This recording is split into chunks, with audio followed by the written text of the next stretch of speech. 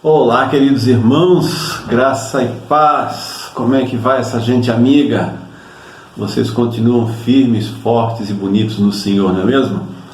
Nós estamos aí hoje à noite para mais uma terça top, terça-feira de treinamento, de oração e de palavra do Senhor. Para mim é sempre uma grande alegria poder partilhar a palavra de Deus com vocês e saber que cada um de vocês está sendo edificado pelo Senhor na sua palavra. Porque não são pessoas, não são homens e nem palavras humanas aquelas que edificam espiritualmente a vida de alguém. Mas um homem, uma mulher, um jovem só podem ser edificados para a vida eterna se sobre eles e neles estiver sendo ministrada a boa, perfeita e agradável palavra de Deus. E é isso que nós estamos fazendo aqui esta noite, junto com você, para a glória do nome do Senhor Jesus. Como eu disse na outra terça-feira, nós estamos preparando um material para conversarmos com vocês sobre o resgate de pessoas que ficaram pelo caminho, como é que nós podemos alcançar aquelas pessoas que estão perdidas, desigrejadas, sem direção, sem rumo.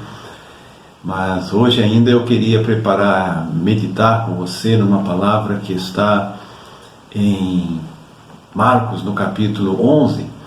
Eu desejo que você receba uma direção de Deus para a sua vida. Alguns irmãos às vezes me perguntam por que eu não alcanço às vezes, ou muitas vezes, as respostas de Deus, ou a vontade de Deus, ou uma resposta à minha fé, que eu não recebo da parte do Senhor. Por que algumas pessoas recebem e outras não recebem? Por que algumas são tão bem sucedidas na palavra de Deus e outras não? E eu gostaria de partilhar um pouquinho com você sobre um aspecto da fé que muitas vezes é relegado a segundo plano e que a Bíblia coloca como algo de extrema importância para a gente alcançar as promessas do Senhor para a nossa vida. E eu gostaria de ler primeiramente com você, para a gente entender um pouquinho primeiro o que é a fé e como ela se manifesta, e depois a gente vai para esse segundo aspecto, que é tão necessário para a nossa vida, para a gente alcançar o propósito de Deus em todas as áreas do nosso viver. Ok? Então vamos lá. Está em Marcos capítulo 11, os versículos 20 em diante. Olha, veja ali o que está escrito. E passando eles pela manhã, viram que a figueira secara desde a raiz. Porque no episódio anterior, eles estavam indo para o templo e o Senhor Jesus foi buscar figos numa figueira e não encontrou esses figos, e tendo amaldiçoado a figueira, ela veio a secar. E agora os discípulos, quando voltam do templo com ele, passam novamente por aquela figueira e ficam surpresos com o que aconteceu e dizem: a figueira secou desde a raiz. Então Pedro, lembrando-se, falou: Mestre, eis que a figueira que amaldiçoaste secou. Ao que Jesus lhe disse: Tende fé em Deus, porque em verdade vos afirmo que se alguém disser a este monte, ergue-te e lança-te no mar, e não duvidar no seu coração, mas crer que se fará o que diz, assim será com ele. Por isso vos digo que tudo quanto em oração pedirdes, crede que recebestes, e será assim convosco. E quando estiverdes orando, se tendes alguma coisa contra alguém, perdoai, para que vosso Pai Celestial vos perdoe as vossas ofensas. Mas se não perdoardes, também vosso Pai Celeste não vos perdoará as vossas ofensas. Este é o episódio do qual nós queremos levantar alguns princípios importantes sobre a aplicabilidade, a vida de fé. Como é que a gente aplica a fé? O Senhor Jesus aqui está ensinando para a gente alguns aspectos muito, muito, muito importantes. E depois desse episódio, quando os discípulos então ficam perplexos, percebendo que em pouco tempo a figueira havia secado, eles se dirigem para o Senhor Jesus, quase no intuito de querer saber: mas Senhor, como é que isso funciona? A figueira que o Senhor amaldiçoou secou. como que isso pode acontecer? E o Senhor Jesus disse: tende fé em Deus, porque se você disser para esta montanha, ergue-te e lança-te no mar, e não duvidares no teu coração, mas crer que se fará o que dizes, assim será contigo. Olha, o Senhor Jesus está ensinando algumas coisas muito importantes sobre fé aqui para a gente. Em primeiro lugar, irmãos, bem rapidamente, né? O nosso Tadel aqui, nossa terça top, são 30 minutos aproximadamente. Então, em primeiro lugar, nós temos que dizer, irmão, fé não é fé em qualquer coisa. Fé não é fé em alguém. Fé é fé em Deus. E se ele diz que é fé em Deus, significa fé na sua palavra. Nós temos que entender que nós só podemos aplicar esse espírito de fé do qual a Bíblia fala e ensina, se nós compreendemos muito claramente que nós não devemos nos submeter a nenhuma palavra que não seja inspirada, dirigida, dada, de alguma forma, pelo próprio Deus para a gente. Você só pode aplicar um princípio de fé a alguma palavra que é proferida pelo próprio Deus para você, de alguma forma. Seja através de um testemunho interior dentro de você, seja através de uma pregação, seja através da leitura da Bíblia, seja num momento de oração, de alguma forma, a palavra de Deus precisa ser ministrada no seu coração em primeiro lugar. Precisa vir até dentro de você uma convicção de que Deus realmente ministrou uma palavra na sua vida. É aquilo que Jesus está dizendo, se não duvidar no seu coração. Então, a única expectativa que a gente tem de não duvidar em algo é tendo certeza de que aquela palavra realmente veio da parte de Deus. Em Hebreus, no capítulo 11, versículo 1, diz que a fé é convicção, é certeza, coisas que se espera da parte de Deus que venham a acontecer em nossa vida. Então, em primeiro lugar, eu preciso entender que para aplicar esses princípios da fé, o primeiro passo é que Deus, por meio do Espírito Santo, tenha ministrado uma palavra dele na minha vida, e é baseado nesta palavra, na convicção e na certeza desta palavra que foi dada a mim, é que eu posso então aplicar esses princípios de fé. Entenda isso muito bem. Entenda isso muito bem. Em primeiro lugar, você e eu precisamos ser confrontados com a manifestação do Senhor na nossa vida, com a palavra manifesta. Se eu quero ser curado, uma palavra de cura precisa vir sobre mim. Se eu preciso de uma bênção na área financeira, uma palavra de Deus na área financeira precisa vir sobre mim. Se eu preciso de uma resposta de Deus para a minha vida conjugal, uma palavra de Deus precisa chegar ao meu coração com respeito à minha vida conjugal. Se eu preciso de uma vitória na vida do meu filho, da minha filha, em alguma área da vida deles, é necessário que esta palavra primeiro chegue ao meu coração. Irmãos, por isso é tão necessário, tão importante, que nós, os filhos e as filhas do Senhor, tenhamos intimidade com o Senhor e com o seu Espírito, para que possamos, nessa intimidade com Ele, receber essas palavras nas quais vamos aplicar fé para as nossas vidas, né? Isso é tão necessário, que esta primeira convicção venha sobre nós, para depois darmos o passo seguinte, que muitos irmãos pelas igrejas afora têm usado esse segundo passo como primeiro. E aí isso está errado, a Bíblia não ensina isso. Primeiro eu preciso crer no meu coração, né? O apóstolo Paulo diz isso na carta aos Romanos: se em teu coração creres, em primeiro lugar. O Senhor Jesus diz aqui: se em teu coração não duvidares. Em primeiro lugar, é no íntimo que se manifesta a palavra de Deus, na qual eu vou aplicar fé. Então existe um princípio, um caminho, um meio pelo qual a gente precisa exercitar. Para qualquer área da sua vida, eu repito, para qualquer área da sua vida, é necessário que primeiro chegue uma palavra ao seu coração. Então, querido irmão e querida irmã, você que é um líder abençoado aqui na igreja, eu quero lhe pedir em nome de Jesus, exercite a sua intimidade com o Senhor, desenvolva a sua vida de oração e aprenda a ter intimidade com o Espírito Santo e aprenda com Ele e com a palavra de Deus a ouvir a sua voz, a ouvir as suas promessas e a recebê-las no coração com convicção, sem dúvida nenhuma. Aí você pode passar para o segundo passo.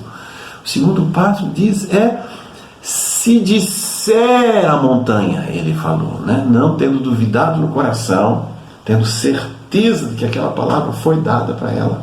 Então agora ela precisa ser manifesta. E a Bíblia diz que a fé manifesta pela boca.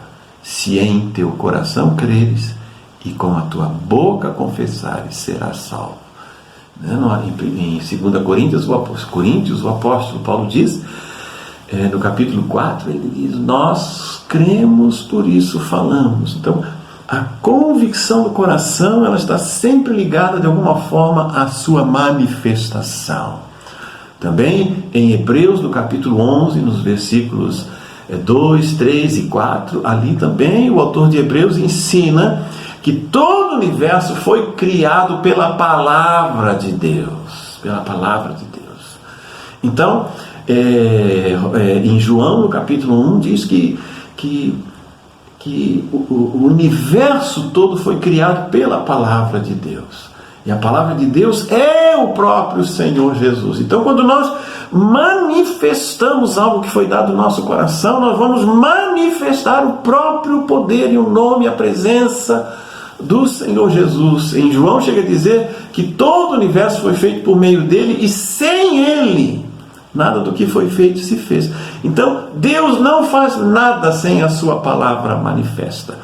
Jesus, no sentido mais rigoroso do Evangelho, Jesus é a manifestação da palavra de Deus.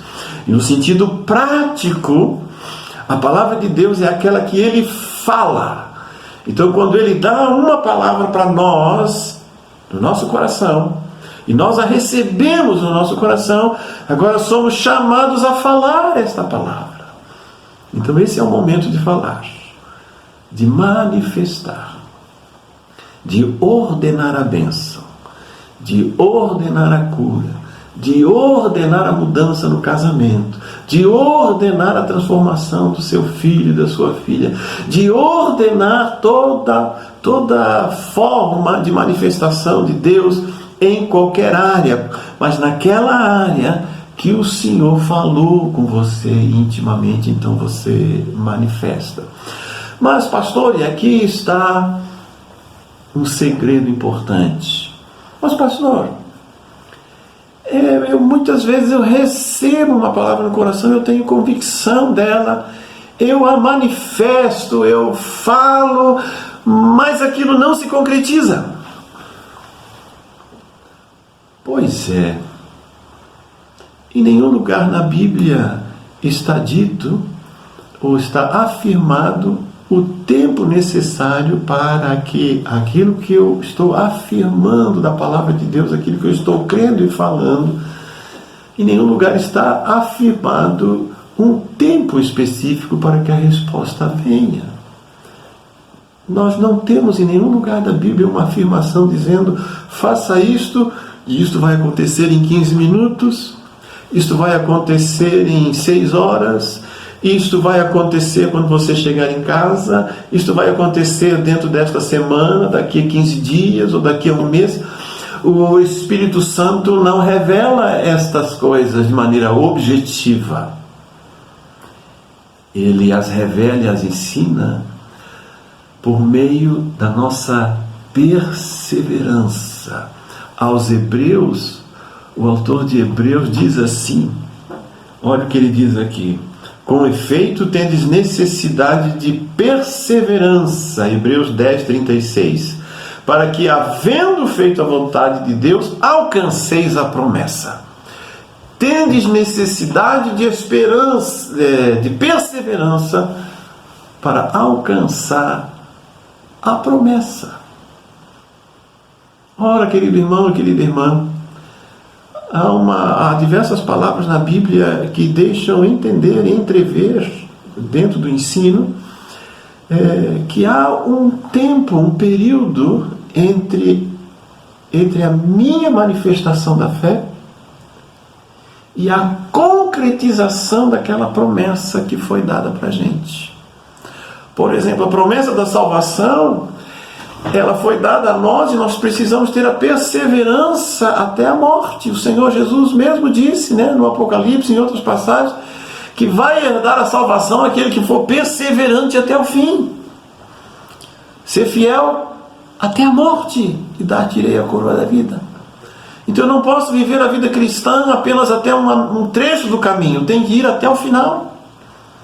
É ser perseverante, é não desanimar. Assim também, queridos irmãos e irmãs, há promessas que Deus fez para nós, há promessas que Deus fez para você, há promessas que Ele já manifestou na sua vida, que você inclusive começou a manifestar por meio da fé, e que talvez no meio do caminho tenha desistido e tenha abandonado a sua perseverança. A perseverança não pode ser abandonada em hipótese nenhuma. O Novo Testamento, irmão, está repleto de palavras que nos instruem a mantermos a perseverança. Ora, veja o que diz Efésios 6,18: com toda oração e súplica, orando em todo o tempo no Espírito, e para isso vigiando com toda perseverança. Veja o que o apóstolo Paulo diz ao Timóteo em 2 Timóteo 3,10: tu, porém, tens seguido de perto o meu ensino, procedimento, propósito, longanimidade, amor, perseverança. Em Hebreus capítulo 12, versículo 1 diz: portanto também nós, visto que temos a rodear-nos tão grande nuvem de testemunhas, desembaraçando-nos de todo o peso e do pecado que tenazmente nos assedia, corramos com perseverança a carreira que nos está proposta. Tiago capítulo 1, versículo 3 diz: sabendo que a provação da vossa fé, uma vez confirmada, produz perseverança. No 4 ele diz: ora, a perseverança deve ter ação completa, para que sejais perfeitos e íntegros em nada deficientes. Olha, eu poderia ficar aqui algum tempo relatando outros textos bíblicos maravilhosos, mas o apóstolo Tiago aqui ele diz inclusive que eu preciso perseverar para que a ação de Deus possa ser uma ação completa. Quando Deus me dá uma palavra em meu coração, e quando esta palavra em meu coração começa a se manifestar pela minha boca, para que se cumpra uma promessa que Ele fez na sua vida e na minha, é necessária perseverança.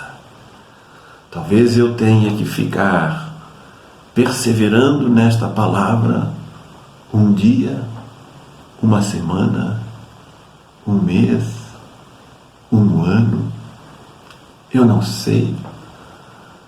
A Bíblia não diz para nós por que determinadas circunstâncias e situações elas são vencidas rapidamente e outras precisam de uma perseverança, de uma longanimidade mais firme até que seja alcançada a promessa, até que se cumpra o propósito de Deus na nossa vida. Em Lucas, no capítulo 18, quando Jesus ensina da parábola do juiz iníquo, ele diz que aquela mulher insiste com o juiz iníquo, julga a minha causa, até que finalmente ele, já impaciente, querendo se livrar daquela viúva, julga a causa dela. E o Senhor Jesus diz: considerai o que fez esse juiz iníquo. O vosso Pai Celeste, que é bondoso e que ouve a oração de vocês, também tem pressa em responder. E ele diz uma frase enigmática: embora pareça demorado. Há obstáculos no mundo espiritual que nós desconhecemos. E por isso o Senhor Jesus diz que nós devemos continuar perseverando e nunca duvidar no coração. Pode ser que a montanha para a qual você precisa continuar crendo e falando para ela, talvez ela não vá se mover hoje nem amanhã. Mas o Senhor Jesus ensina pelo apóstolo Paulo que na vossa perseverança ganhareis a vossa alma. Que é para permanecer perseverante, insistindo, não desanimando. Jamais desanimando. Quando eu comecei a compreender esses princípios da palavra de Deus, lá no início da década de 90, e eu tinha pouquíssimas pessoas participando na igreja. E quando eu compreendi esse princípio, de que quando você recebe a promessa de Deus no seu coração, você já a tem. Por isso, quando o Senhor Jesus diz ali em Marcos 11, que eu acabei de ler, né? Quando você estiver orando, creia que recebeu. Quando eu compreendi isso lá no início da década de 90, eu passei a ir para a igreja todos os domingos e eu saudava a igreja, dizendo que era uma grande multidão. E depois eu descobri até que o meu discipulador, pastoreio, quando começou o seu ministério lá em Santarém, fez algo semelhante. E eu me alegrei de saber que aquilo que ele partilha hoje, eu também experimentei lá no passado, este ensino da palavra dele na minha vida. E eu, do púlpito, eu saudava a igreja, que cabia na época umas 300 pessoas e tinha umas 40, 50 ou 60 pessoas alguns domingos. Alguns irmãos, depois de algum tempo, foram conversar com os líderes da igreja para perguntar se eu estava passando bem e se eu não estava com alguma alteração emocional, mental, porque eu saudava uma multidão dentro de uma igreja, do ponto de vista deles, vazia, e que eu não estava passando bem. Um chegou a me chamar inclusive de Pinel e depois veio até inclusive se humilhar para mim e pedir perdão, porque à medida que eu fui entendendo esses princípios e fui os aplicando, também fui ensinando para a igreja. Aquele irmão aprendeu esse princípio. Quando você crê, você já tem. E se você já tem aquilo que você creu, você o fala, e aquilo que você fala se manifestará. Mais cedo ou mais tarde se manifestará. Mas é necessária a perseverança para que todo mover de Deus se concretize e tudo que Ele falou na sua promessa se realize em nossa vida. Nesses dias de quarentena, Deus tem ministrado a minha vida. Eu tenho sido profundamente marcado por algumas palavras do Senhor, e inclusive exortações, lembranças que Ele tem trazido à minha memória de algumas palavras, de algumas realizações que Ele prometeu na minha vida no passado e que de alguma forma eu parei de perseverar, e Ele tem me exortado nessa quarentena a permanecer firme naquilo que Ele me deu, porque Ele diz que é na perseverança é que a gente conquista o que precisa ser conquistado. Gente que desanima pelo caminho, gente que para pela metade, gente que não vai até o fim, não receberá as bênçãos que precisam ser recebidas. Gente que não tem perseverança deixará de receber grandes bênçãos do Senhor na sua jornada. Talvez aquelas bênçãos menores e mais imediatas, que não exijam perseverança, com certeza essas todos receberemos. Mas há promessas que exigem perseverança. Há promessas que dizem que nós devemos continuar afirmando: montanha, lança-te no mar. Amanhã montanha, lança-te no mar. Depois de amanhã, montanha, lança-te no mar. E na semana que vem, montanha, lança-te no mar. No mês que vem, montanha, lança-te no mar, até que ela vai para o mar. Lute, querido irmão e querida irmã, seja perseverante na sua promessa. Recorde-se das promessas que Deus lhe fez. Lembre-se delas. Vá consultar o seu passado e veja o que Deus prometeu para você lá e se você já recebeu. Se você ainda não recebeu o que foi prometido, a palavra para você hoje, querido líder, querida líder, poderosa e poderoso do Senhor, volte à sua perseverança. Tome posse do que lhe foi dado. Tome posse. Em nome do Senhor Jesus. Em nome do Senhor Jesus. Glória ao nome do Senhor Jesus. Aqui, irmãos, neste período de pandemia, nós tivemos dificuldades de toda ordem, não é verdade? E estamos em apertos, em todo tipo de necessidades, aqui e ali, que precisam ser supridas. Aqui na igreja também, nós também nos preocupamos com a questão financeira. Nós procuramos, como nós já dissemos, economizar, diminuir despesas, encolher o orçamento naquilo que foi possível. Mas eu queria dizer para você, no meu coração, em nenhum momento, sequer passou pela minha mente que iria faltar alguma coisa para nós. Sabe por quê, irmão?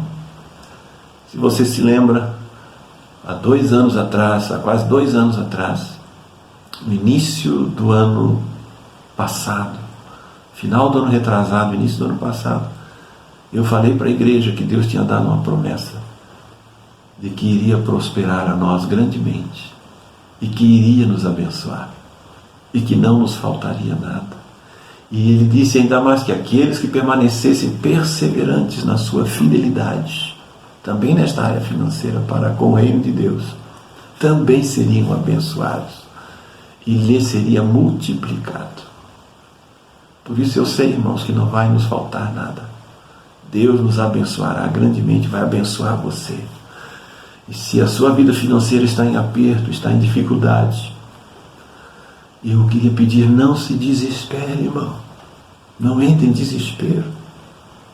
Lembre-se da promessa que foi dada. E seja perseverante nela. E se você não consegue crer no seu coração só com as suas palavras, eu lhe desafio, tome as minhas no seu coração. Porque eu criei. E Deus vai nos prosperar grandemente. Pode dizer isso para o Senhor. Senhor, o pastor Luiz disse que eu seria próspero. Seja perseverante. Ordene a sua montanha. Hoje, amanhã, depois, semana que vem, o mês que vem, ela vai se mover. Ela vai se mover. Ela vai se mover.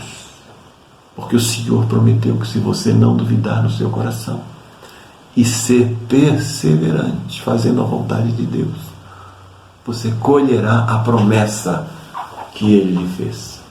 Em nome de Jesus, querido irmão, a palavra para você hoje à noite é: seja perseverante na fé. Não pare de crer. Não pare de manifestar o que você creu.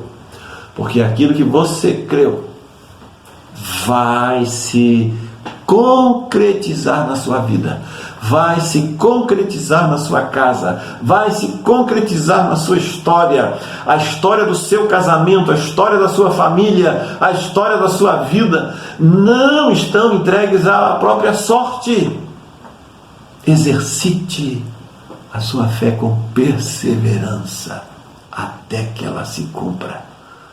Que Deus possa dizer de você, servo bom, fiel e perseverante. Toma posse do que é teu. Seja assim sobre a tua vida, esta noite, todos os dias da sua vida. Seja perseverante, não só com respeito à sua salvação. Seja perseverante em todas as promessas que Deus lhe fez no seu coração. Abra sua boca e proclame-a. e ordene a benção, porque a montanha vai se mover e você será rica e abundantemente abençoado em nome de Jesus. Querido e amado Pai, abençoa a tua igreja esta noite e sobre eles venha a tua paz, a tua graça abundante. E pedimos para nós hoje à noite, Senhor, perseverança. Ajuda-nos a nunca desanimarmos, a ficarmos firmes, olhando atentamente para o autor e consumador da nossa fé, o Senhor Jesus. E eu peço, Pai, que o Senhor fortaleça esse irmão e essa irmã, para que eles, com fé, façam a montanha ser lançada no mar. Que eles operem a tua palavra por meio da fé e da perseverança. É isso que eu peço esta noite, em nome de Jesus. Amém. Querido irmão, querida irmã, Deus lhe abençoe rica e abundantemente. Tenha uma noite abençoada, uma semana abençoadíssima, e guarde o seu coração na perseverança. É nela que você vai ganhar tudo que Deus tem para a sua vida, em nome de Jesus. Um beijo no coração. Fique na doce e amada paz de Jesus. Tchau, tchau.